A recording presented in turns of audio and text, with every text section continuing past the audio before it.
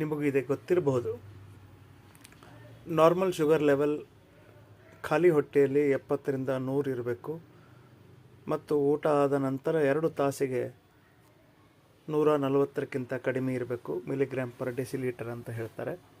Pulse rate 70 to 100, breathing rate 12 to 10 per minute, amount of blood in the body 5 to 6 liters, hemoglobin 13 to 18 grams per deciliter, cholesterol 130 to 200, platelets counts 1.5 to 4 lakhs, WBC 4000 to 10,000 or 11,000, RBC 4.6 to 6 million. So ಇದೆಲ್ಲ ಒಂದು standard,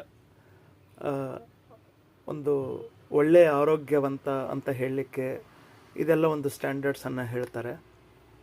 ಇದನ್ನು ನಾವು ಸೂಕ್ಷ್ಮವಾಗಿ ಗಮನಿಸಿದರೆ ಇಲ್ಲಿಂದ ಇಲ್ಲಿವರೆಗೆ ಇರಬೇಕು ಅನ್ನೋದಿದೆ.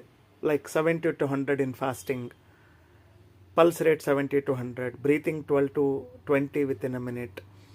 So ಇಲ್ಲಿಂದ ಇಲ್ಲಿವರೆಗೆ ಇದ್ದರೆ ಒಬ್ಬ ಮನುಷ್ಯ ಬಹಳ ಆರೋಗ್ಯವಾಗಿದ್ದಾನೆ ಅಂತ ಹೇಳೋದಾದರೆ, ನಾವು ಮಕ್ಕಳಲ್ಲಿ ಈ ವಿಷಯವನ್ನು ಇಟ್ಕೊಂಡ್ರೆ ಅಥವಾ ಮಕ್ಕಳಿಗೆ ಈ ವಿಷಯವನ್ನು ನಾವು ಆಲೋಚಿಸಿದರೆ ಎಲ್ಲರೂ ಫಸ್ಟ್ ರ್ಯಾಂಕೇ ಬರಬೇಕು, ಎಲ್ಲರೂ ಚೆನ್ನಾಗಿ ಆಗಬೇಕು ಅನ್ನೋದು ಆಲೋಚನೆ ಮಾಡ್ತಾ ಇರ್ತೇವೆ.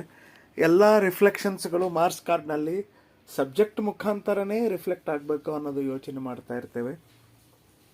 ಅವರು ಇಲ್ಲಿಂದ ಇಲ್ಲಿವರೆಗೆ ಇದ್ದರೆ ಆರೋಗ್ಯಕರ ಸ್ಟೂಡೆಂಟ್ಸ್ ಅಂತ ನಾವು ಹೇಳಲಿಕ್ಕೆ ನಮಗೆ ಬಹಳ ಮುಜುಗರವಾಗ್ತದೆ. ನಾನು ಟ್ಯೂಷನ್ಸ್ಗಳನ್ನು, ಶಾಲೆಗಳನ್ನು ನಡೆಸಬೇಕಿದ್ದಾಗ ಪಾಲಕರ ಕಂಪ್ಲೇಂಟ್ಸ್ಗಳನ್ನು ನಾನು ನೋಡ್ತಾ ಇರ್ತೇನೆ. ಮಗು ಫಸ್ಟ್ ರ್ಯಾಂಕ್ ಬರ್ತಾಯಿತ್ತು, ಈಗ 3rd ರ್ಯಾಂಕ್ ಬರ್ತಾ ಇದೆ. 70% ತೊಗೊತಾ ಇತ್ತು, ಈಗ 60% ಆಗಿದೆ. ಸೊ ಬಹಳಷ್ಟು ಕಂಪ್ಯಾರಿಸನ್ಗಳ ಮೂಲಕ, ಮಾರ್ಕ್ಸ್ಗಳ ಮೂಲಕ ಅಥವಾ ಕೇವಲ ಮಾರ್ಕ್ಸ್ ಕಾರ್ಡ್ಗಳ ಮೂಲಕ ಮಕ್ಕಳನ್ನು ರ್ಯಾಂಕ್ಗಳಿಗೆ ನೋಡೋದು ಎಷ್ಟರ ಮಟ್ಟಿಗೆ ಸರಿ ಅಂತ ನಾವು ಕೂಡ ತಿಳ್ಕೊಳ್ಬೇಕಾಗಿದೆ.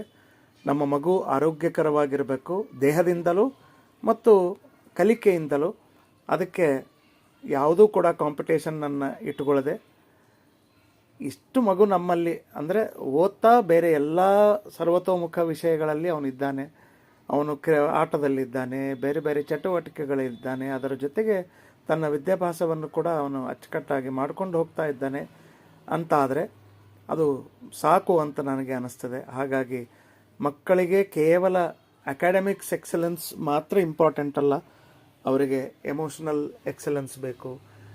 ಆಮೇಲೆ ಬೇರೆ ಬೇರೆ ಹಂತದ ಒಂದು ಸಪೋರ್ಟಿವ್ ವಿಷಯಗಳು ಅವರಿಗೆ ಬೇಕು.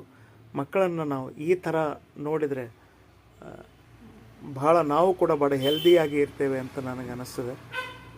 ಸಾಮಾನ್ಯ ನನಗೆ ಇದನ್ನು ಹಂಚ್ಕೊಳ್ಬೇಕನ್ನಿಸ್ತು, ನಿಮ್ಮೊಂದಿಗೆ ಹಂಚ್ಕೊಳ್ತಾ ಇದ್ದೇನೆ. ಧನ್ಯವಾದಗಳು.